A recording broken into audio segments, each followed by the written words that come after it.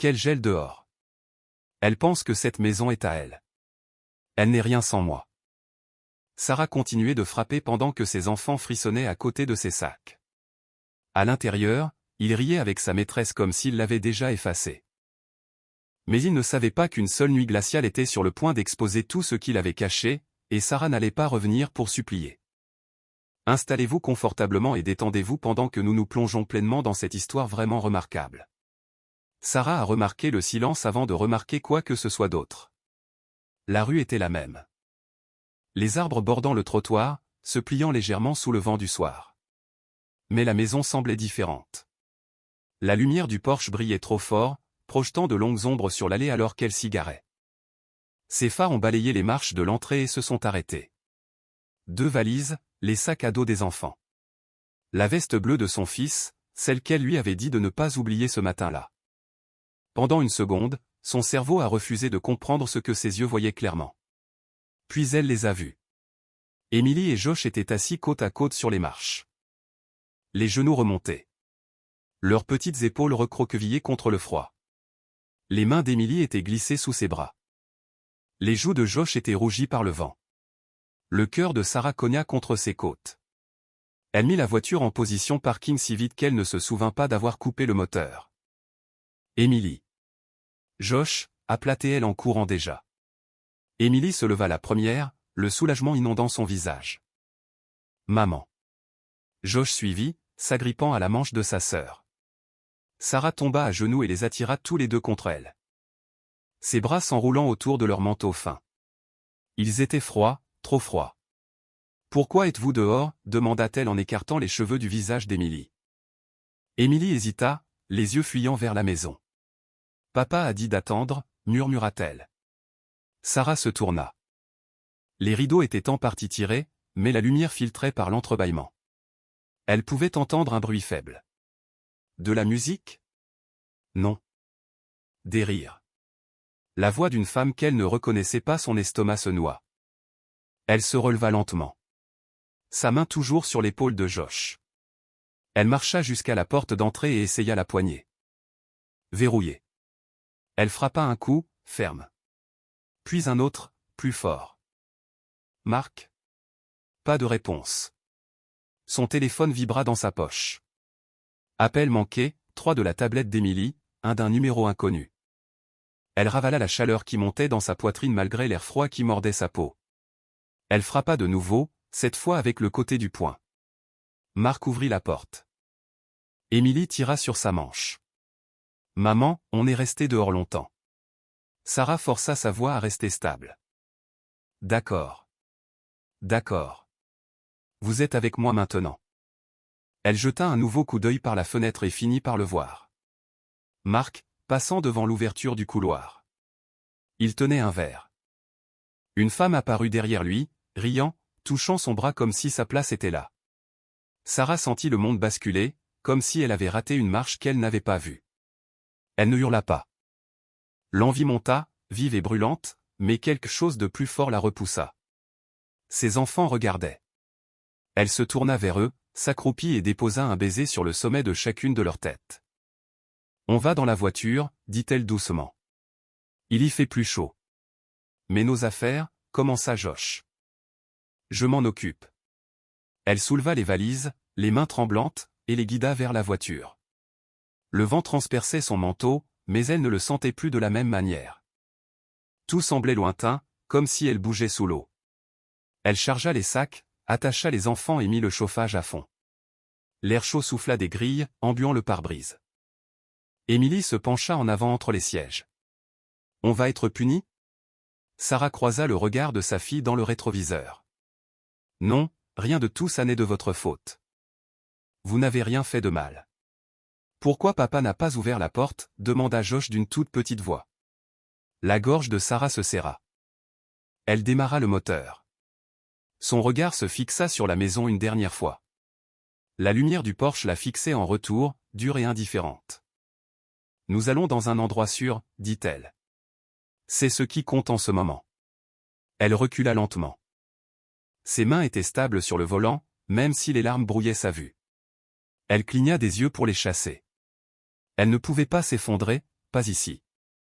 Pendant le trajet, le silence dans la voiture semblait plus lourd que la nuit, les lampadaires passaient sur leur visage à intervalles réguliers, éclairant les expressions des enfants, la confusion, l'inquiétude, la confiance.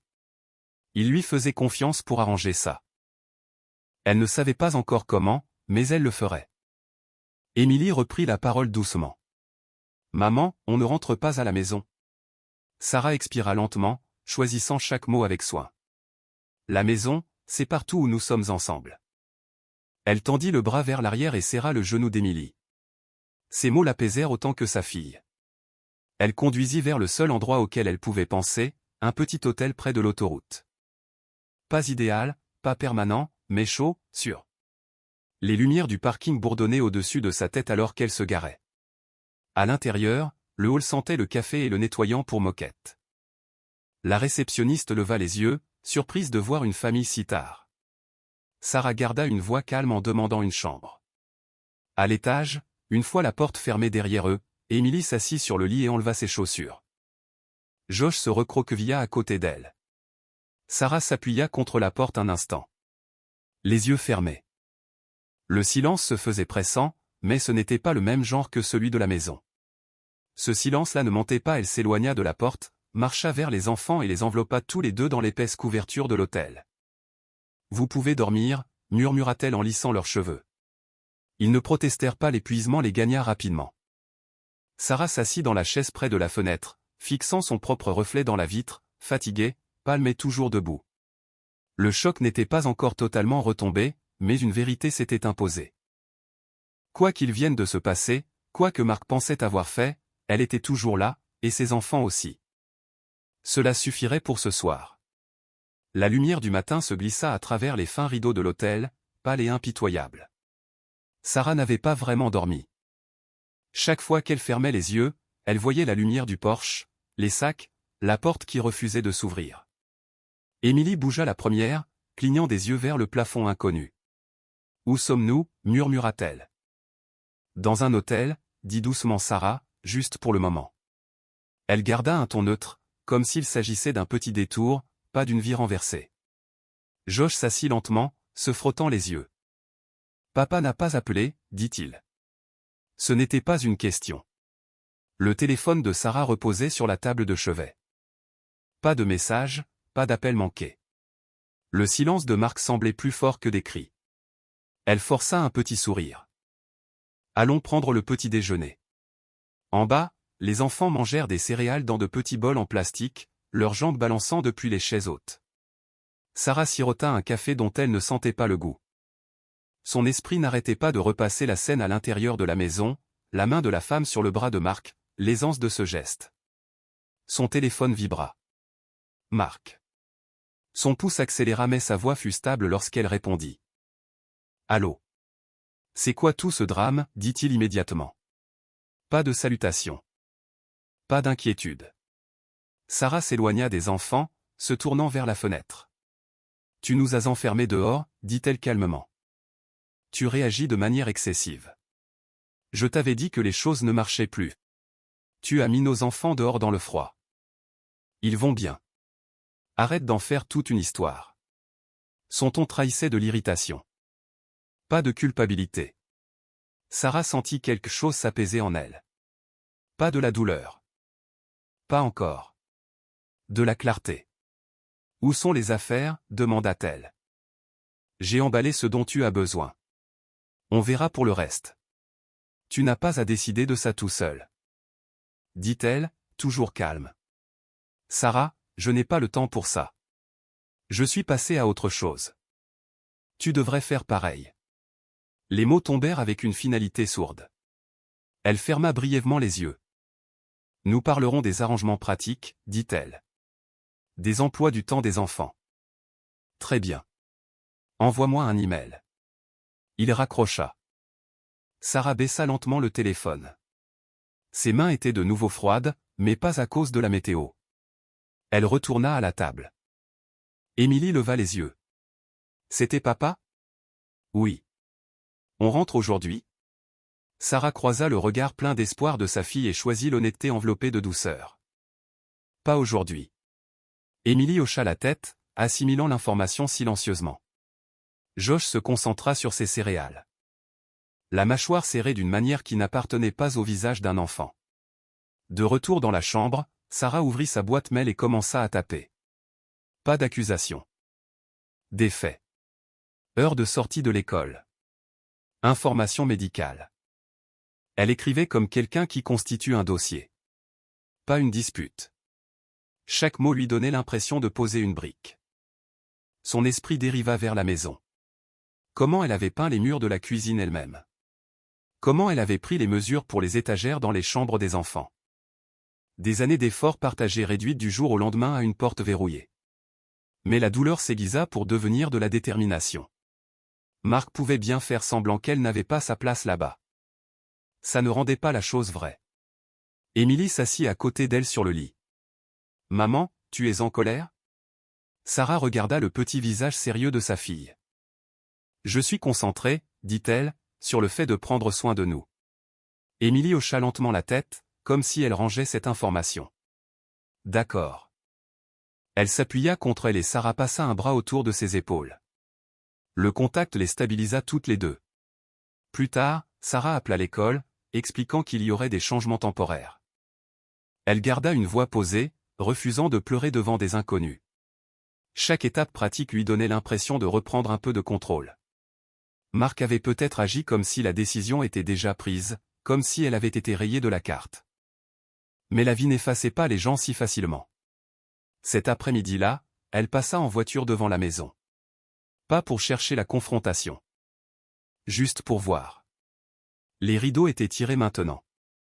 Pas de musique. L'allée semblait identique, mais elle ne lui paraissait plus être la sienne. Elle ne s'arrêta pas, elle continua de conduire. Alors que le soir tombait à nouveau, les enfants regardaient la télé dans la chambre d'hôtel. Sarah était assise au petit bureau, examinant des relevés bancaires sur son ordinateur portable. Les chiffres se brouillaient, mais des schémas commençaient à émerger. Des virements qu'elle ne reconnaissait pas, des comptes qu'elle n'avait jamais vus. Une réorganisation lente et délibérée. La confirmation s'ancra plus profondément que l'image de la femme dans son salon. Ce n'était pas soudain. Cela avait été planifié. La prise de conscience ne la brisa pas, elle l'aiguisa. Elle ferma l'ordinateur portable et regarda ses enfants rire devant un dessin animé. Leur voix remplissant la petite pièce de normalité. Marc pensait qu'elle était hors jeu, mais elle était toujours là, elle réfléchissait toujours, elle tenait toujours debout. Et elle n'en avait pas fini de protéger ce qui comptait.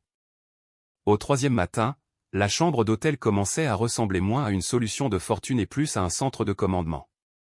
Sarah se réveilla avant les enfants, le faible bourdonnement du chauffage étant le seul bruit. Un instant, elle resta immobile, fixant le plafond, laissant le poids de toute la situation s'installer sans le repousser. Le choc avait refroidi pour devenir quelque chose de plus solide. Elle s'assit, tira son ordinateur portable sur ses genoux et ouvrit un carnet à côté. Des listes, des dates, des questions. Elle écrivait en lignes nettes, son écriture contrôlée même quand ses pensées ne l'étaient pas. Quand Émilie se réveilla, elle observa sa mère en silence. « Tu n'as pas beaucoup dormi, dit-elle. »« J'ai assez dormi, » répondit doucement Sarah. « Nous avons des choses à faire aujourd'hui. »« Quelles choses ?» demanda Josh, la voix étouffée par l'oreiller. « Organiser les choses, dit-elle, s'assurer que tout est à la bonne place. » Après avoir déposé les enfants à l'école, en expliquant à nouveau que l'heure de récupération serait différente, Sarah conduisit jusqu'à un petit immeuble de bureau de l'autre côté de la ville. Le panneau à l'extérieur indiquait en lettres simples « Droit de la famille ». Ses paumes étaient moites sur le volant, mais elle ne fit pas demi-tour. À l'intérieur, la salle d'attente sentait légèrement le papier et le nettoyant au citron. Une femme au bureau sourit poliment. « Avez-vous un rendez-vous ?»« Oui, Sarah Mitchell. » Sa voix ne tremblait pas. L'avocate, Maître Green, avait des yeux bienveillants et une voix qui invitait à l'honnêteté sans pression. Sarah raconta l'histoire simplement, sans drame, juste les faits. Les sacs. La porte verrouillée. Les enfants. Les comptes dont elle ignorait l'existence. Maître Green écoutait, prenant occasionnellement des notes. Premièrement, dit calmement l'avocate, vous avez pris la bonne décision en mettant les enfants en sécurité. Deuxièmement, la maison et les finances ne sont pas aussi simples qu'il le laisse entendre. Sarah relâcha un souffle qu'elle ne s'était pas rendu compte de retenir. Je m'en doutais. Nous allons demander toute la documentation et nous ferons les choses dans les règles. L'expression dans les règles résonna comme un réconfort. Ce n'était plus le chaos. C'était une procédure. Après le rendez-vous, Sarah resta assise dans sa voiture un moment. La lumière du soleil réchauffant le tableau de bord. Elle ne se sentait pas victorieuse, juste plus ancrée. Elle alla chercher les enfants, leur posa des questions sur leur journée, écouta Émilie décrire un projet de science, et Josh se plaindre de ses devoirs de mathématiques. Leur voix l'ancrait dans la réalité plus que toute autre chose. Ce soir-là, ils mangèrent des plats à emporter sur le lit de l'hôtel. « On va vivre ici pour toujours ?» demanda Josh. « Non. » dit Sarah avec un petit sourire. « C'est temporaire. »« Comme du camping » proposa Émilie. « Quelque chose comme ça. » Ils rirent et le son fit l'effet de l'oxygène dans une pièce fermée. Après qu'ils se soient endormis, Sarah retourna à ses listes. Elle organisa les relevés bancaires, imprima des copies, étiqueta des dossiers. Son téléphone vibra une fois. Marc. Elle laissa le message vocal s'enregistrer. Son message était court. Il faut régler ça rapidement. Elle ne rappela pas rapidement ne voulait pas dire équitablement. En éteignant la lampe, elle réalisa quelque chose d'important. La nuit sur le porche avait été le moment où tout avait éclaté, mais c'était aussi le moment où elle avait cessé d'espérer que Marc arrange les choses. Son instinct avait été de bouger, de protéger ses enfants, de penser clairement. Cet instinct ne l'avait pas quitté. Il n'avait fait que se renforcer. Marc accepta de la rencontrer dans un café près de l'école des enfants. Public, neutre. Sarah arriva en avance, choisissant une table près de la fenêtre. Quand il entra, il avait l'air fatigué, mais sa posture portait toujours cette ancienne assurance. Il s'assit sans dire bonjour. « Nous devons être réalistes, dit-il. »« Je le suis, » répondit Sarah. « Faire traîner les choses n'aide personne. Obtenir les faits aide tout le monde. » Il fronça les sourcils. « Tu rends ça plus difficile que nécessaire. Tu as enfermé tes enfants hors de chez eux, dit-elle d'un ton égal. C'est déjà difficile. » Il détourna le regard, la mâchoire serrée. « Cette nuit-là a dégénéré. »« Ça n'a pas dégénéré, dit-elle. Ça a montré tes priorités. » Le silence s'étira entre eux. Les autres clients parlaient doucement, inconscients du petit tremblement de terre à leur table. « Nous allons régler les plannings de garde, dit-il finalement. Mais la maison n'est pas qu'à toi, termina-t-elle calmement. Nous le savons tous les deux. Une lueur ressemblant à de l'incertitude passa dans ses yeux. Tu as parlé à des gens. Oui. Il se pencha en arrière, expirant brusquement. Pour la première fois, ses certitudes se fissurèrent. Sarah ne ressentit pas de triomphe, juste une confirmation. La vérité, une fois prononcée à voix haute, avait du poids. Je n'essaie pas de te détruire, dit-elle doucement. J'essaie de protéger nos enfants et ce que j'ai aidé à construire. Marc ne répondit pas dehors, des élèves passaient. Les sacs à dos rebondissant. La vie continuait, indifférente au désastre personnel. Quand ils se quittèrent, il n'y eut pas de voix élevées, pas de scène dramatique. Juste deux personnes marchant dans des directions opposées. L'espace entre eux n'était plus rempli de déni. Sarah marcha dans la lumière du soleil, inspirant profondément. L'avenir était encore incertain, mais il lui appartenait désormais d'y entrer. Ce n'était plus une chose dans laquelle elle attendait d'être autorisée à revenir. Sarah ne retourna pas à l'hôtel après le café. Elle conduisit jusqu'à un parking tranquille derrière une épicerie, coupa le moteur et resta immobile, les deux mains sur le volant, comme si elle avait besoin de s'accrocher à quelque chose de solide. La rencontre n'avait pas été bruyante, mais elle avait été révélatrice. L'assurance de Marc ne reposait pas sur la vérité. Elle reposait sur son silence à elle. Et maintenant qu'elle avait rompu le silence, il vacillait. Son téléphone vibra de nouveau. Un message de Marc. Envoie-moi ce que ton avocate veut.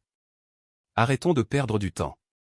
Sarah fixa les mots, puis posa le téléphone face contre terre.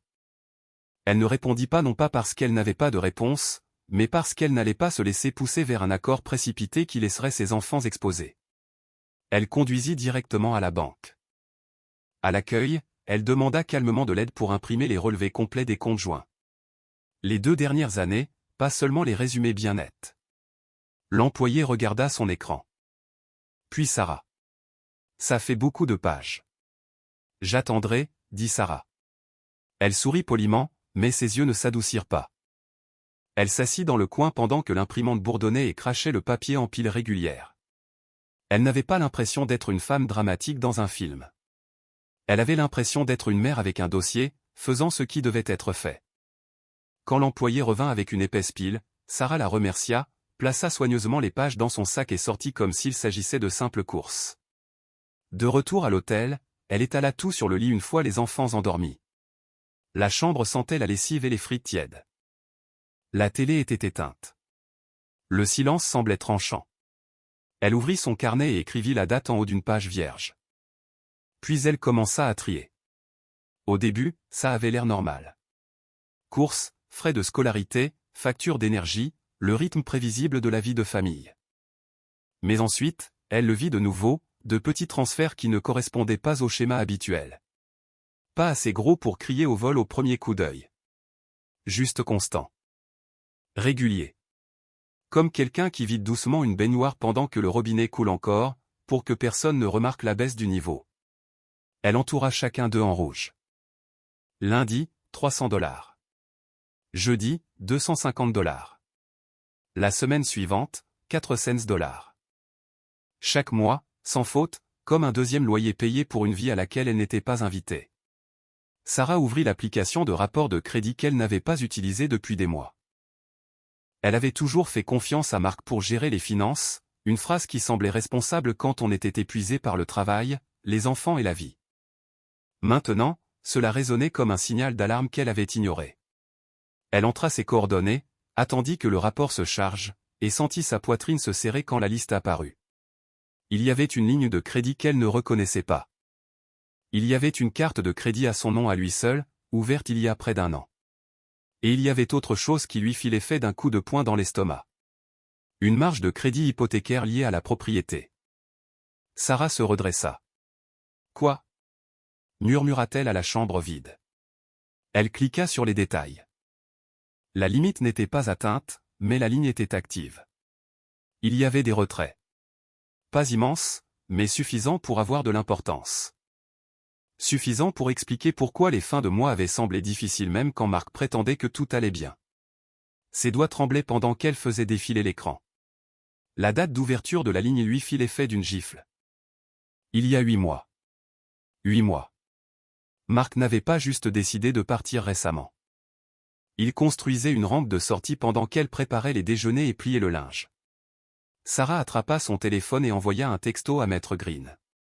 Pas émotionnel. Juste direct. J'ai trouvé une marge de crédit hypothécaire active sur la maison, ouverte il y a 8 mois. Je n'ai rien signé. Que dois-je faire maintenant ? Elle fixa le message après l'avoir envoyé, puis se força à respirer lentement. Son téléphone vibra de nouveau, cette fois depuis un numéro inconnu. Elle hésita, puis répondit. Allô ? Une voix de femme. Douce. Sur la défensive. C'est Sarah ? Oui. C'est Léna. Un blanc. L'ami de Marc. La mâchoire de Sarah se crispa. Ami. Ami. Le culot de ce mot. Que voulez-vous ? Je ne veux pas de drame, dit rapidement Léna. Marc a dit que vous rendiez les choses difficiles. Sarah laissa le silence planer une seconde avant de répondre. Marc a enfermé nos enfants dehors dans le froid. Si vous appelez pour me faire la morale sur ce qui est difficile, vous devriez commencer par vous demander pourquoi ça vous convient d'être avec un homme qui fait ça. Je ne savais pas pour les enfants. Lâcha Léna. Son assurance se fissurant. Il a dit que vous étiez parti. La voix de Sarah resta calme. Bien sûr que c'est ce qu'il a dit. Une autre pause. Écoutez, je n'essaie pas d'être votre ennemi. C'est vous qui m'appelez. Pas l'inverse, répondit Sarah. Alors dites ce que vous avez à dire. Léna expira. Il a dit que la maison est à lui, qu'il a tout payé, que vous n'avez aucun droit dessus. Sarah faillit rire, mais ça sortit comme un son doux et fatigué. Il dit beaucoup de choses. C'est juste que... Léna hésita. Je veux juste savoir si je m'embarque dans une situation compliquée. Sarah fixa le mur. Son esprit s'éclaircit d'un coup. Léna n'appelait pas par compassion. Elle appelait parce qu'elle sentait que l'illusion se craquelait et voulait se protéger. Vous devriez demander à Marc pourquoi il a eu besoin de vous installer si vite. Dit Sarah, vous devriez lui demander ce qu'il cache. Et vous devriez lui demander pourquoi il essaie de précipiter les accords alors que la vérité est encore enfouie dans la paperasse. La voix de Léna se fit plus aiguë. Alors vous allez prendre la maison. Le regard de Sarah se posa sur les enfants endormis. Je vais prendre soin de mes enfants, dit-elle. C'est ce que je vais faire. Tout le reste sera géré équitablement par la procédure légale. Léna resta silencieuse. Puis, plus doucement. Il a dit que vous étiez faible. Les lèvres de Sarah se pincèrent. Il dit ça parce que ça lui donne l'impression d'être plus grand. Léna ne répondit pas pendant un moment, et quand elle finit par parler. Sa voix était plus petite. D'accord. L'appel se termina. Sarah posa le téléphone et regarda ses mains. Elles étaient stables maintenant. La peur qui avait essayé de l'engloutir depuis la nuit sur le porche n'avait plus le même pouvoir. Elle ouvrit son ordinateur portable, créa un dossier, nomma des documents, et commença à tout numériser et sauvegarder. Chaque relevé. Chaque virement. Chaque indice. Elle n'avait pas besoin de vengeance. Elle avait besoin de faits. Le lendemain matin, Maître Green la rappela. Ne le confrontez pas au sujet de la marge de crédit, dit-elle immédiatement. Nous allons demander les documents de prêt. Si votre signature est manquante ou falsifiée, cela change considérablement les choses. La voix de Sarah était douce, mais ferme. Donc, il aurait pu faire ça sans moi? Il aurait pu essayer, répondit Maître Green. Mais la banque a des règles. Nous allons découvrir exactement ce qui s'est passé. Sarah raccrocha et s'assit à la petite table de l'hôtel pendant que les enfants mangeaient des toasts. Émilie l'observait attentivement. Maman? Ça va? Sarah tendit la main à travers la table et serra celle de sa fille. Oui, dit-elle. Je m'assure juste que personne ne puisse plus jamais nous faire ça. Josh fronça les sourcils. Est-ce que papa peut le refaire? Sarah le regarda, choisissant une vérité qui ne lui ferait pas peur. Pas si j'ai mon mot à dire. La vie de Sarah devint une série d'étapes contrôlées. Pas de grands gestes dramatiques. De petites actions constantes qui s'empilaient comme des briques. Elle trouva un appartement à court terme grâce à un ami d'amis. 2 chambres. Propres. Près de l'école. Ce n'était pas son ancienne maison, mais il y avait du soleil dans la cuisine. Et un petit carré d'herbe derrière où Josh pouvait taper dans un ballon. Le jour de l'emménagement, Émilie se promena dans les pièces vides et murmura, « Ça sent le neuf. Ça sent le nouveau départ. » dit Sarah en accrochant le premier manteau au crochet près de la porte. Elle ne parla pas aux enfants des batailles de paperasse. Elle ne déversa pas ses peurs d'adultes sur leurs genoux. Elle leur donna des routines à la place. Les devoirs à table. Le dîner à 18h. Le bain à 20h. Des histoires avant de dormir. De la normalité là où elle pouvait en créer.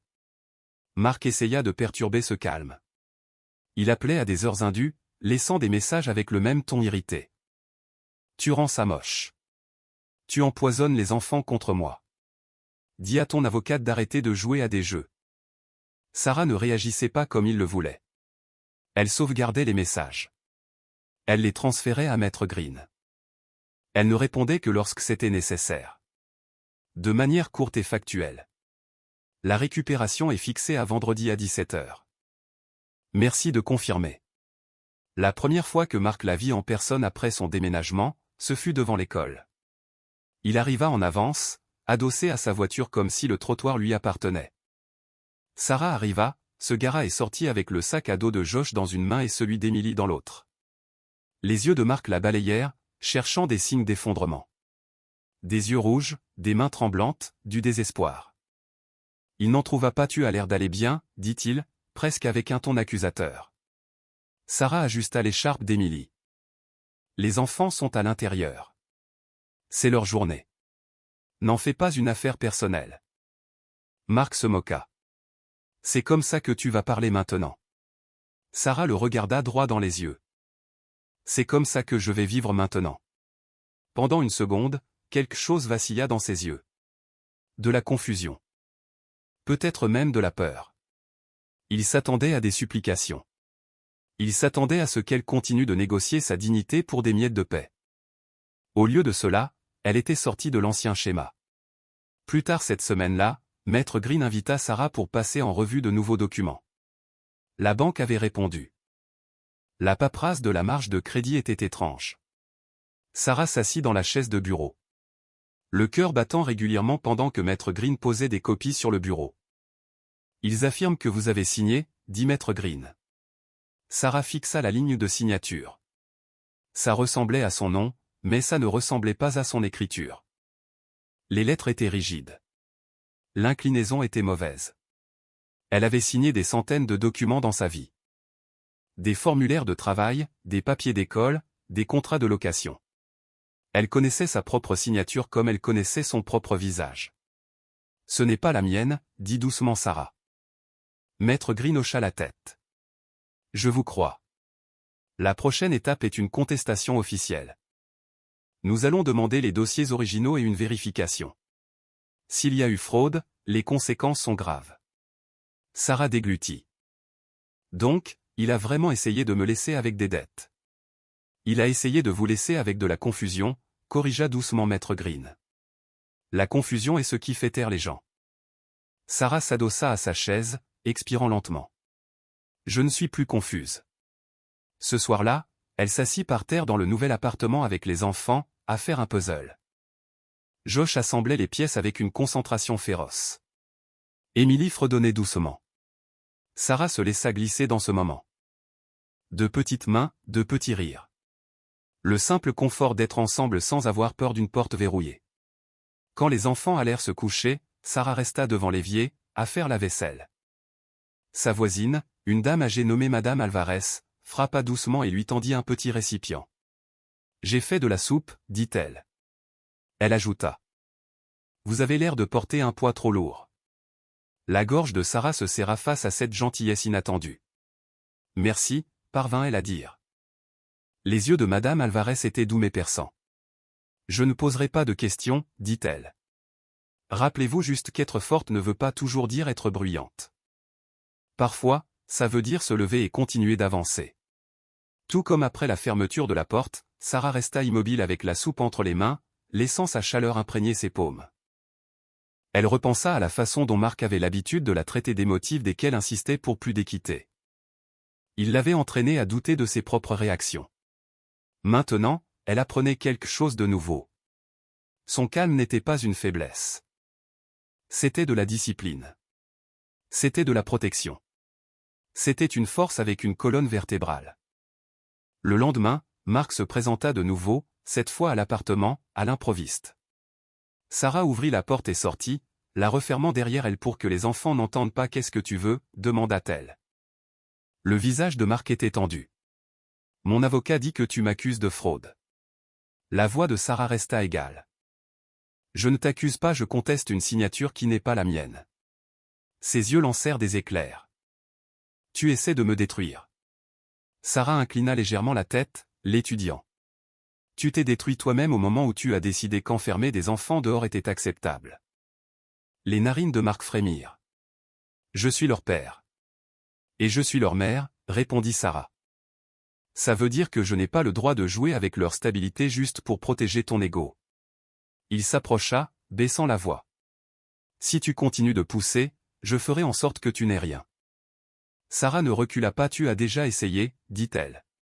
Ça n'a pas marché. » Le visage de Marc changea, de la colère, puis quelque chose qui ressemblait à de la panique. Il regarda par-dessus son épaule comme s'il espérait voir les enfants. Il espérait reprendre le contrôle émotionnel en jouant le rôle du père sur commande. Sarah bloqua calmement la vue. « Toute communication passe par les avocats, dit-elle. Et si tu reviens ici sans prévenir, j'en garderai une trace. » Marc la fixa, puis se détourna brusquement. Marchant vers sa voiture comme s'il avait perdu quelque chose qu'il ne pouvait pas nommer. Sarah rentra à l'intérieur, verrouilla la porte et s'y adossa pendant une seconde de calme. Ses mains étaient stables. Sa respiration était régulière. Elle n'était pas incassable parce qu'elle ne ressentait pas la douleur. Elle était incassable parce qu'elle refusait de laisser la douleur prendre le volant. La maison devint le champ de bataille. Marc ne s'y attendait pas.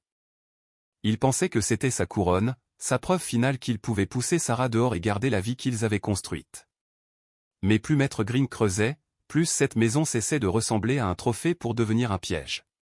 Que Marc avait construit lui-même. Sarah était de nouveau assise dans le bureau de Maître Green, lisant des documents qui lui retournaient l'estomac et aiguisaient son esprit. Le prêt hypothécaire avait été refinancé une fois, discrètement. La marge de crédit avait été ouverte, de manière douteuse.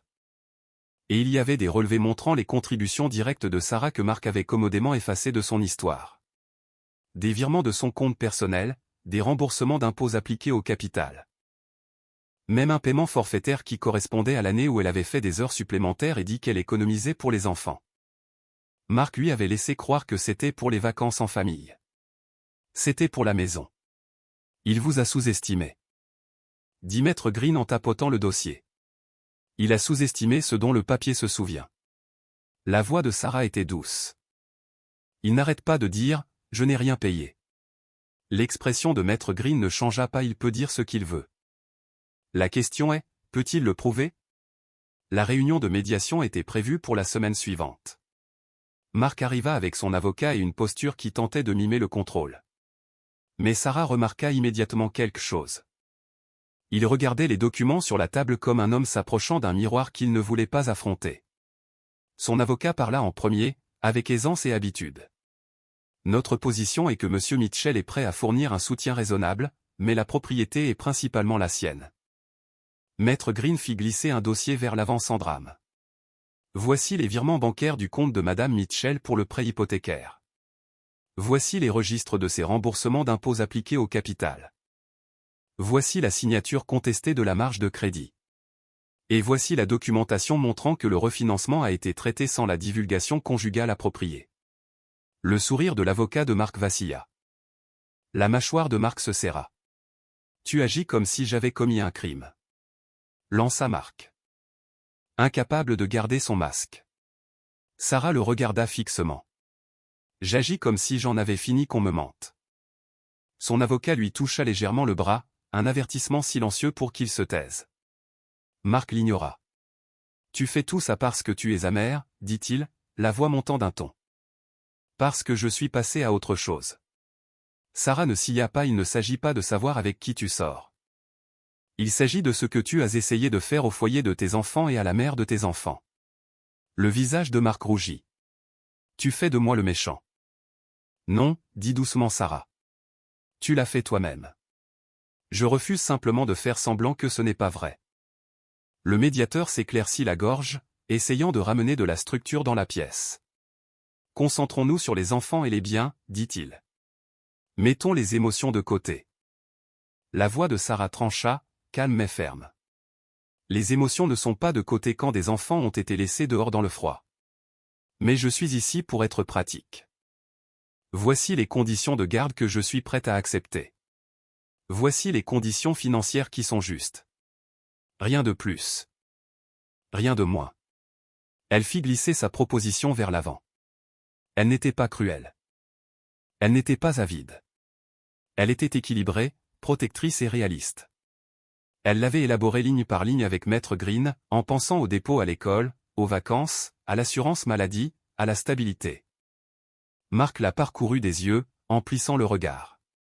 C'est trop. Maître Green parla d'un ton égal.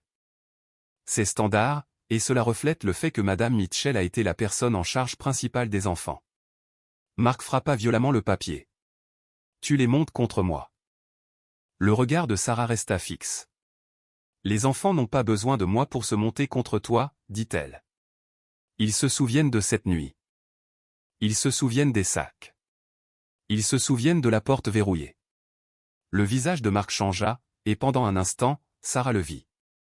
La peur derrière la colère. Pas la peur de perdre Sarah. La peur de perdre le contrôle de l'histoire. À l'extérieur de la réunion, Marc la coinça dans le couloir. Il baissa la voix. « Tu aimes ça » siffla-t-il. Sarah le regarda comme s'il était un étranger. Je suis épuisée, dit-elle. Et je suis déterminée. Ne confonds pas détermination et plaisir.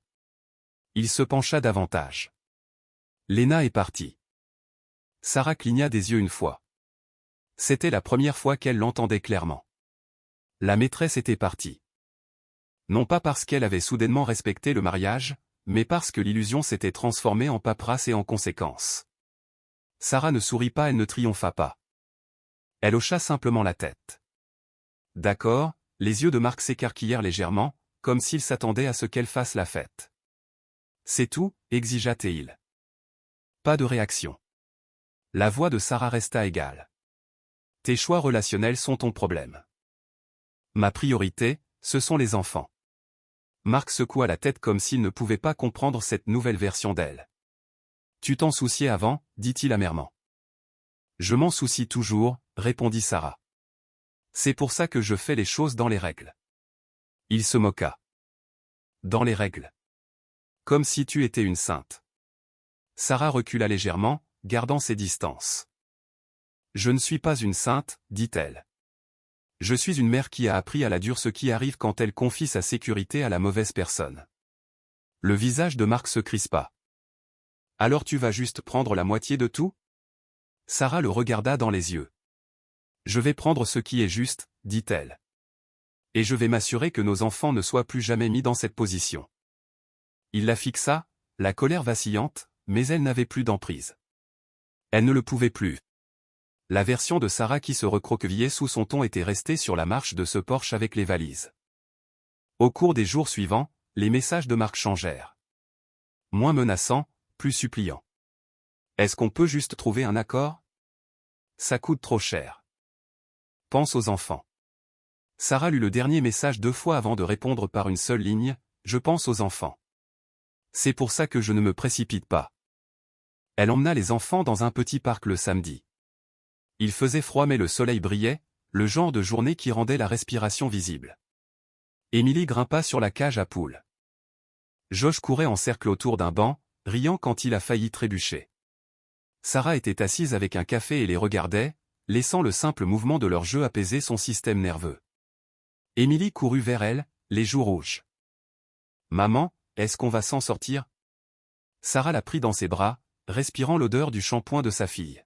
« Oui, dit-elle sans hésitation, on va s'en sortir. » Josh les rejoignit, se pressant contre elle. Même si papa est en colère, Sarah lui embrassa le front. Même si papa est en colère, confirma Théel.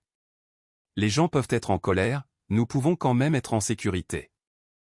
Alors que les enfants repartaient en courant, Sarah regarda le ciel, clair et vaste. La maison avait été autrefois le symbole de tout ce qu'elle pensait construire avec Marc. Maintenant, ce n'était plus qu'une adresse liée à des documents et des vérités qu'il ne pouvait plus fuir. Et Sarah n'avait pas besoin de cette maison pour prouver quoi que ce soit sur sa valeur. Mais elle avait besoin d'équité. Elle avait besoin de stabilité. Et elle obtenait les deux. Non pas par des cris, non pas par la vengeance, mais par une autre forme de force, celle de rester debout, même quand le vent est glacial. Le juge n'avait pas l'air du genre de personne qui allait remodeler une vie. Pas de voix dramatique, pas de coups de marteau sévères, juste un visage calme, des lunettes abaissées sur le nez, et une façon de parler qui rendait les choses claires, il n'était pas question de fierté. Il était question de ce qui était le mieux pour les enfants. Sarah était assise à côté de Maître Green, les mains croisées sur les genoux, la posture droite. Marc était assis de l'autre côté de la pièce avec son avocat, tapant du pied comme si l'impatience pouvait changer les faits. Il essaya de paraître calme au début, mais Sarah le vit à la façon dont sa mâchoire travaillait. Il se retenait d'exploser. Quand vint le moment d'aborder la garde, Marc adoucit soudain sa voix. C'était presque convaincant. « Je veux juste ce qui est juste, » dit-il. « J'aime mes enfants. Je veux être présent pour eux. » Sarah ne leva pas les yeux au ciel. Elle ne réagit pas, elle écouta. Parce qu'à la minute où elle réagirait de façon émotionnelle, Marc s'en servirait comme preuve qu'elle était instable. Il construisait cette histoire depuis des mois. Sarah n'allait pas lui donner d'arguments. Le juge demanda, « Madame Mitchell, quel arrangement demandez-vous » Sarah se leva. Le sol semblait solide sous ses chaussures. Sa voix sortit calme, claire. Je veux de la stabilité, dit-elle. Un planning qui protège leur routine. Les jours d'école doivent être prévisibles, les vacances doivent être planifiées, et je demande que les échanges se fassent dans des lieux neutres jusqu'à ce que la situation s'apaise. L'avocat de Marc se pencha en avant. Pourquoi neutre? Mon client n'a rien fait de dangereux. Maître Green n'éleva pas la voix. Les enfants ont été laissés dehors la nuit avec leurs affaires, dit-elle. Ce n'est pas un point de litige. C'est un fait documenté. La tête de Marc pivota brusquement vers Sarah comme s'il voulait la fusiller du regard. C'était une seule nuit, siffla-t-il dans un souffle, oubliant où il se trouvait. Vous continuez à ressortir ça comme si. Le juge leva la main. Monsieur Mitchell, dit-il, la voix ferme, cette unique nuit est significative. Les enfants n'oublient pas des expériences pareilles. Marc déglutit, son arrogance balbutiant. Sarah resta debout, le regard droit devant elle. Elle n'avait pas besoin de dramatiser quoi que ce soit. La vérité était suffisamment dramatique. À l'extérieur du tribunal après l'audience, Marc réessaya, cette fois pas avec des menaces mais avec du charme. Le même charme qui avait autrefois convaincu Sarah de le laisser tout gérer. Sarah, dit-il en s'approchant dans le parking, ça prend des proportions incontrôlables. On peut régler ça en privé. Sarah ne bougea pas, nous réglons ça dans les règles, répondit-elle. Il rit légèrement comme si elle avait dit quelque chose de mignon. Dans les règles. Tu n'arrêtes pas de dire ça? Tu ne regrettes pas l'époque où on pouvait juste parler? Le visage de Sarah ne changea pas quand on parlait, tu mentais, dit-elle. Alors non, ça ne me manque pas, le sourire de Marc s'effaça. Tu es glacial. Je suis prudente, corrigea Sarah. Il y a une différence. Il fit un pas de plus, baissant la voix. Les enfants ont besoin de paix. Tu transformes tout en guerre. Sarah le regarda droit dans les yeux. Les enfants avaient besoin de paix la nuit où tu les as enfermés dehors, dit-elle doucement. Tu n'as pas choisi la paix à ce moment-là. Le visage de Marc se tendit. Alors tu ne laisseras jamais ça derrière toi? Le ton de Sarah resta le même. Je ne ferai jamais semblant que ça ne s'est pas produit. Cet après-midi-là, Sarah alla chercher les enfants à l'école. Émilie monta sur la banquette arrière et commença immédiatement à parler d'une présentation de classe. Mais Sarah pouvait entendre la tension en dessous. Les enfants étaient perspicaces. Ils remarquaient la tension. Josh s'attacha et demanda, « Tu as vu papa aujourd'hui ?» Sarah le regarda dans le rétroviseur. Oui. Les mains de Josh tripotaient la ceinture sur sa poitrine. Est-ce qu'il est toujours en colère? Sarah inspira lentement. Ton papa a des émotions fortes en ce moment. Dit-elle prudemment. Mais ce n'est pas ta responsabilité. Émilie regarda par la fenêtre. Il a dit que tu essaies de nous éloigner. Marmonna-t-elle. La prise de Sarah se resserra sur le volant pendant une seconde. Elle garda une voix douce. Est-ce qu'il t'a dit ça à toi? Émilie haussa les épaules, faisant semblant de s'en moquer. Il a dit que tu le faisais passer pour le méchant. Sarah déglutit. C'était la part qui comptait plus que les biens, plus que l'argent. C'était là que Marc pouvait causer des dommages qui n'apparaissaient pas sur le papier. Elle gara la voiture sur une place tranquille près d'un petit parc et coupa le moteur. Elle regarda ses deux enfants. Écoutez-moi, dit-elle doucement. Les adultes disent parfois des choses blessantes quand ils ont peur ou qu'ils se sentent coupables, mais vous n'avez pas apporté les problèmes des adultes. Josh fronça les sourcils. Donc papa ment. Sarah choisit ses mots. Ton papa est en colère, dit-elle. Et quand les gens sont en colère, ils ne parlent pas toujours avec justesse. La voix d'Émilie trembla légèrement. Sommes-nous toujours une famille? La poitrine de Sarah se serra, mais son visage resta calme. Elle tendit le bras vers l'arrière et prit la main d'Émilie. Toi, Josh et moi sommes une famille, dit-elle. Et ton papa sera toujours ton papa. Mais mon travail est de m'assurer que vous êtes en sécurité et que vous avez de la stabilité. C'est ce que je fais. Les yeux de Josh étaient humides, même s'il essayait de le cacher. Je ne veux pas retourner là-bas, murmura-t-il. Le cœur de Sarah se brisa et s'endurcit en même temps. Alors nous allons gérer ça, dit-elle. Et tu peux toujours me dire la vérité sur ce que tu ressens. Toujours. Ce soir-là, après les devoirs et le dîner, Sarah s'assit avec les enfants sur le canapé et regarda un film. Elle n'avait pas envie de regarder, mais elle le fit quand même. La chaleur de leur corps contre le sien lui rappela pourquoi elle ne pouvait pas se permettre de s'effondrer. Plus tard, quand elle borda Josh, il attrapa sa manche. « Maman ? » ?»« Oui, mon chéri. »« Si papa dit pardon, on y retourne ?» Sarah repoussa ses cheveux en arrière. « Pardon est un mot important, » dit-elle doucement. « Mais pardon n'efface pas ce qui s'est passé. La confiance doit être reconstruite avec des actes, pas des mots. » Josh hocha lentement la tête, absorbant plus de vérité d'adulte qu'aucun enfant ne devrait avoir à le faire. Sarah sortit dans le couloir et s'appuya contre le mur. Les yeux fermés. Elle ne pleura pas, non pas parce qu'elle n'en avait pas envie, mais parce qu'elle gardait ses larmes pour un moment où elle ne ferait pas peur à ses enfants. Le lendemain matin, Maître Green appela.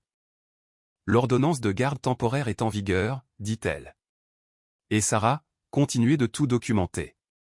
S'il parle aux enfants de manière inappropriée, notez-le. Sarah expira. Il a déjà commencé. Je m'en doutais, dit doucement Maître Green. Les enfants changent tout. Les juges ne réagissent pas bien aux parents qui s'en servent comme arme. Sarah regarda par la fenêtre les bus scolaires qui passaient. Je ne le laisserai pas faire ça, dit-elle doucement, et elle le pensait sincèrement. Le temps ne guérissait pas tout, mais il changeait les choses. Le côté tranchant du choc s'adoucit pour devenir une routine. Sarah a pris le rythme de sa nouvelle vie. Les matins étaient toujours pressés, les déjeuners toujours préparés, les chaussures toujours perdues sous les canapés, mais l'air dans l'appartement semblait plus léger. Il n'y avait plus d'attente pour que l'humeur de Mark décide si la journée serait paisible. La paix était quelque chose que Sarah construisait elle-même désormais. Les semaines se transformèrent en mois. La vie de Mark, de son côté, commença à se défaire, pas de la manière dramatique dont il avait autrefois menacé Sarah, mais avec des conséquences lentes et silencieuses qui se moquaient de son ego. Le litige de fraude avec la banque prit de l'ampleur. La banque demanda des vérifications, des signatures originales, des témoignages. Le ton de Mark envers Sarah changea de nouveau lorsqu'il réalisa qu'il ne pouvait pas intimider la paperasse. Il l'appela tard un soir. « Pourquoi tu fais ça ?» exigea-t-il. La voix de Sarah était calme même dans l'obscurité. « Je me protège, dit-elle. Si la marge de crédit a été ouverte sans mon consentement, je ne porterai pas cette dette. Tu me fais passer pour un criminel, s'emporta-t-il. Le ton de Sarah resta plat. Alors tu devrais être capable de prouver que tu n'as rien fait de mal. Silence au bout du fil. Puis il marmonna, tu penses toujours avoir raison. Sarah ne mordit pas à l'hameçon. Bonne nuit, Mark. Elle raccrocha. Quelques jours plus tard, Mark rata un moment de récupération prévu. Sarah attendit sur le parking de l'école avec les enfants sur la banquette arrière, Emily lisait, Josh tapait du pied nerveusement. 10 minutes passèrent, puis 20. Sarah envoya un texto, « Tu viens ?» Pas de réponse. Finalement, elle rentra chez elle. Mark appela des heures plus tard, sa voix semblait tendue. « J'ai eu un empêchement. » La patience de Sarah était ferme. « Tu ne peux pas traiter leur temps comme si c'était optionnel, » dit-elle. « Ils t'ont attendu. » Mark grogna. « Ne commence pas, je ne commence rien, » répondit Sarah. « Je termine un schéma. Si tu ne peux pas t'engager, dis-le. Mais ne les fais pas asseoir sur un parking à espérer. » Il lui raccrocha au nez. Le week-end suivant, quand il se présenta enfin, il apporta des cadeaux, de nouveaux jouets, des bonbons, de grands sourires. C'était sa façon d'interpréter la paternité comme un rôle sur scène. Emily prit les cadeaux en silence. Josh accepta le jouet mais ne sourit pas. Sarah observait depuis la porte, sans interférer, juste en observant. Après que Mark soit parti avec les enfants, Emily resta en arrière une seconde et murmura, « Maman, je ne veux pas qu'il nous achète des trucs. » Sarah s'accroupit à sa hauteur. « Tu n'as pas à te sentir coupable, » dit-elle, « mais tu peux toujours me dire ce qui te met mal à l'aise. » Emily hocha la tête. « Il n'arrête pas de demander ce que tu dis sur lui. » La poitrine de Sarah se serra. « Et qu'est-ce que tu réponds ?» Emily baissa les yeux. « J'ai dit, tu ne parles pas de lui comme ça. » Sarah la serra dans ses bras. « C'était la bonne réponse, » murmura-t-elle. « Ton papa n'a pas le droit de te mettre au milieu. » Quand la porte de l'appartement se ferma derrière eux, Sarah s'assit lentement. La plus grande surprise de sa nouvelle vie n'était pas que Mark puisse la trahir. C'était qu'il puisse continuer à essayer d'utiliser les enfants pour protéger sa fierté. Mais le temps faisait ce qu'il faisait toujours à la fausse confiance. Il l'exposait. Les amis de Mark commencèrent à prendre leur distance. Sa famille, les gens qui traitaient autrefois Sarah comme un accessoire, commencèrent à poser des questions embarrassantes. L'histoire de la nuit sur le porche ne resta pas secrète. Les enfants parlaient. Les professeurs remarquaient. Les gens tiraient des conclusions. Même la mère de Mark, qui l'avait toujours couvert, appela Sarah un après-midi. Sarah fixa le nom sur l'écran et faillit ne pas répondre. Mais elle le fit. « Allô ?» La voix de sa mère semblait fatiguée. « Sarah, dit-elle, j'ai entendu des choses. » Sarah ne répondit pas immédiatement. « Je sais que Mark peut être impulsif. » La mère continua comme si ce mot pouvait adoucir la cruauté. « Mais je ne l'ai pas élevé pour qu'il mette des enfants à la porte. » La main de Sarah se crispa sur le téléphone. « Alors vous devriez lui demander pourquoi il l'a fait, dit-elle doucement. Sa mère soupira. « Il a dit que tu essayais de partir avec tout. » Sarah laissa échapper un lent soupir. « J'essaie de partir avec de l'équité, dit-elle. Et avec des enfants qui se sentent en sécurité. » Un autre silence. Puis sa mère dit doucement, « Est-ce qu'ils vont bien ?» Cette question surprit Sarah plus que la colère ne l'aurait fait. « Ils vont bien, dit-elle. Ils sont stables. C'est ce qui compte. » Sa mère hésita. « Je veux les voir. » Sarah ne refusa pas catégoriquement. Elle n'était pas cruelle, mais elle était prudente. « Nous pourrons en discuter par les voies appropriées, dit-elle. » Lorsqu'elle raccrocha, Sarah fixa le mur, réalisant quelque chose. Le réseau de soutien de Mark s'amenuisait. Les gens qui le couvraient commençaient à le voir clairement. Non pas parce que Sarah le criait, mais parce que ses propres actions continuaient de laisser des preuves. Puis vint le revirement inattendu. Un après-midi, Sarah reçut un email de l'avocat de Mark demandant une discussion pour réviser l'accord. Le ton était différent, moins agressif, plus urgent. Maître Green appela Sarah immédiatement après l'avoir lu. « Ils sont nerveux, dit Maître Green. »« Pourquoi ?» demanda Sarah. « La banque enquête sur la signature contestée, » répondit Maître Green, et l'exposition légale de Mark augmente. L'estomac de Sarah se noua. « Alors maintenant il veut un accord. » « Oui, » confirma Maître Green. « Non pas parce qu'il est soudainement raisonnable, mais parce qu'il a peur. » Sarah entra dans la cuisine où Josh faisait ses devoirs et Emily dessinait. Ils levèrent tous les deux les yeux. Sarah força un sourire calme. « Comment se passent les devoirs ?» demanda-t-elle, gardant une voix normale. Emily haussa les épaules. « Bien. » Josh grogna. « Les maths, c'est le mal. » Sarah rit doucement. « Les maths ne sont pas le mal. C'est juste têtu. » Elle les regarda un moment. Deux petites personnes qui avaient survécu à quelque chose qu'ils ne méritaient pas. Mark pouvait perdre des amis, de l'argent, et même de la fierté. Mais la perte la plus profonde était déjà là. Les enfants ne croyaient plus à ses promesses comme avant. Ce soir-là, Sarah s'assit seule après qu'il se soit endormi, regardant les fils de May, les documents, les preuves. Le rebondissement n'était pas que le monde de Mark s'était effondré de manière dramatique. Le rebondissement était qu'il s'était effondré silencieusement, parce que les mensonges nécessitent un entretien constant, et que Mark manquait de personnes prêtes à les soutenir. Sarah ne ressentait pas de joie à ce sujet.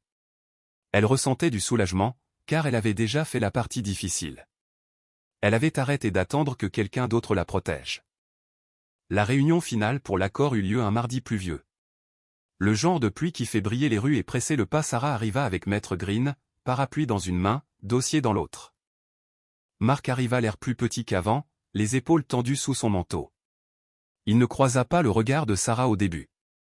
À l'intérieur de la salle de conférence, l'air sentait le café rassis. Tout le monde s'assit. Les papiers furent arrangés. Les stylos cliquetèrent. Le médiateur parla d'une voix calme de résolution, d'aller de l'avant, de coparentalité. Mark acquiesça au bon moment, comme s'il suivait un script auquel il ne croyait pas totalement. Puis, de façon inattendue, Mark s'éclaircit la gorge. Je veux dire quelque chose, dit-il. Son avocat bougea légèrement, surpris. Le cœur de Sarah fit un bond, mais son visage resta neutre. Marc regarda la table. J'ai été en colère. Commença-t-il. Et j'ai beaucoup blâmé Sarah. Sarah ne répondit pas, elle ne s'adoucit pas. Elle écouta simplement. La voix de Marc se serra. Mais la vérité, c'est que j'ai mal géré les choses. Cette nuit-là, je n'aurais pas dû faire ça. Je n'aurais pas dû mettre les enfants dehors. Je n'aurais pas dû. Sa voix se brisa pendant une fraction de seconde. Puis il reprit le contrôle. Je n'aurais pas dû traiter Sarah comme si elle ne comptait pas. Le silence remplit la pièce. Sarah ne ressentit pas l'élan de pardon que les gens attendent dans des moments pareils. Elle ressentit quelque chose de plus calme. Une confirmation. Pas de ses remords, mais du fait qu'il comprenait enfin qu'il y avait des conséquences auxquelles il ne pouvait pas échapper par la parole. La main de Maître Green se posa légèrement sur le dossier de Sarah, l'ancrant. Marc leva brièvement les yeux. Je ne demande pas que nous soyons quoi que ce soit. Je veux juste régler ça et me concentrer sur les enfants. Sarah prit la parole pour la première fois. Voix calme et mesurée. Se concentrer sur les enfants, c'est respecter leur stabilité, dit-elle. C'est ne pas les utiliser pour obtenir des informations sur moi. C'est être là quand on dit qu'on sera là. C'est ne pas essayer de réécrire ce qui s'est passé. Marc déglutit. Je peux faire ça. Sarah ne sourit pas, alors fais-le, dit-elle. Parce que les mots ne suffisent pas, l'accord qui suivit ne fut pas dramatique. Il était structuré. Une division équitable basée sur des contributions documentées. Une garde construite autour des horaires scolaires et de la régularité. L'exigence d'une communication via une application parentale. Des limites claires. La partie inattendue, celle que personne n'avait vue venir, c'est que Sarah ne chercha pas l'humiliation. Elle n'exigea pas que Marc admette tout publiquement. Elle ne menaça pas de le détruire socialement. Elle ne cherchait pas de spectacle. Elle choisit quelque chose de plus fort. Elle choisit la force tranquille. Des mois plus tard, Sarah se tenait devant l'école des enfants à l'heure de la sortie. La pluie avait disparu. Le ciel était clair. Émilie courut la première, les cheveux bondissants, agitant un papier. « Maman, j'ai eu un A » Sarah la serra fort dans ses bras. « Je savais que tu l'aurais, » dit-elle. Josh suivit, souriant pour la première fois depuis des jours. « Papa est venu à l'heure aujourd'hui. » Il le signala comme s'il testait la réalité. Sarah hocha la tête. « Bien. » Émilie la regarda d'en bas. « On va bien maintenant ?» Sarah s'accroupit à leur niveau. Elle leur prit les mains. « On va plus que bien, » dit-elle. « On est en sécurité. On est stable et on est ensemble. » Josh fronça les sourcils. « Mais papa. » La voix de Sarah resta douce. « Ton papa apprend, » dit-elle. « Et qu'il apprenne vite ou lentement, nous irons quand même bien. Parce que notre sécurité ne dépend plus de l'humeur de personne. » Ce soir-là, Sarah était assise à la table de la cuisine dans son appartement, aidant Josh à faire ses devoirs pendant qu'Émilie coloriait à côté d'eux. La pièce était chaleureuse. Les lumières étaient douces. Il n'y avait pas de sac près de la porte, pas de peur d'être effacée du jour au lendemain. Sarah regarda ses enfants et réalisa que la vraie fin n'était pas les excuses de Marc ou les documents de l'accord. La vraie fin était le fait que ses enfants l'avaient regardé choisir la dignité sans la cruauté, la force sans les cris, les limites sans l'amertume, et cette leçon survivrait à n'importe quelle maison, n'importe quel mariage, n'importe quelle trahison. Parce que la femme qui se tenait autrefois dans le froid avec des valises à ses pieds n'avait pas juste survécu. Elle était devenue le genre de mère dont ses enfants se souviendraient comme la raison pour laquelle ils n'ont jamais accepté que l'abandon soit de l'amour. Merci d'avoir regardé. Si cette histoire vous a touché, mettez un j'aime et partagez-la pour que d'autres puissent en tirer des leçons également. N'oubliez pas de vous abonner pour d'autres histoires inspirantes. À la prochaine. Merci d'avoir suivi l'histoire d'aujourd'hui. Si vous l'avez trouvée intéressante, veuillez me soutenir avec un like et un abonnement à la chaîne. À bientôt dans les prochaines vidéos.